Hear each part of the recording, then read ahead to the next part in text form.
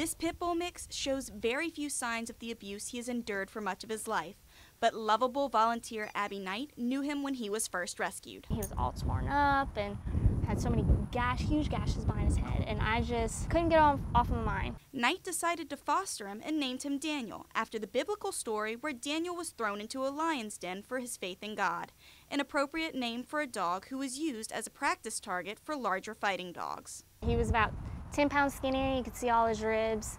He had old scars and new ones, very fresh wounds, which is how we kind of knew that he had been used as a bait dog. They were obviously puncture wounds from an attack. Much like his biblical namesake, Daniel made it out of the lion's den, but for many pits and pit mixes, that's not the case.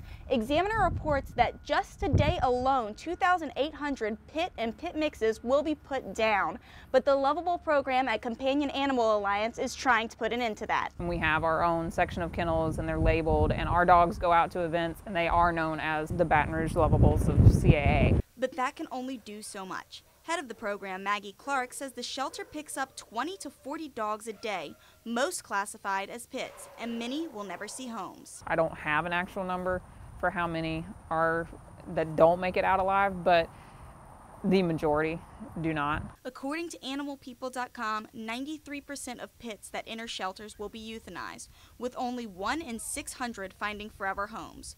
Bully breed activist Patty Carson says the problem isn't the dogs, it's people's perception of them. All a pit is a mixture of a bulldog and a terrier. People don't have problems with bulldogs and they don't have problems with terriers.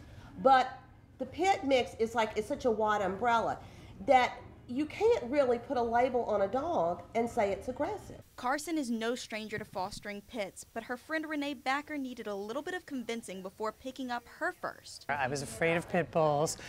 I had never been around them before, and so I'm sitting there debating, and this little old lady walked by, and she said, "Are you going to take that dog?" And I said, "Oh, I want to, but I'm afraid of it." And she said, "Baby, if it hasn't killed you yet, it's not going to do anything." Since that encounter, her perception has changed, and now that 38 cities in Louisiana enforce breed-specific legislation restricting or banning pits, it's even more important for people to change their thoughts. The dog is what people make them. In the wrong hands, obviously, are dangerous, but given the opportunity to be successful, they make some of the most phenomenal dogs. The program strives to increase the adoption rates of pit and pit mixes, and Knight sees taking Daniel from the lion's den to a family living room as a good way to start the change. Daniel's done most of the work. He put on probably about 10 pounds. I've never seen any aggression from him toward any other dogs ever, which is just incredible. He's just ready for a new life. For Tiger TV Newsbeat, I'm Claire Langlois.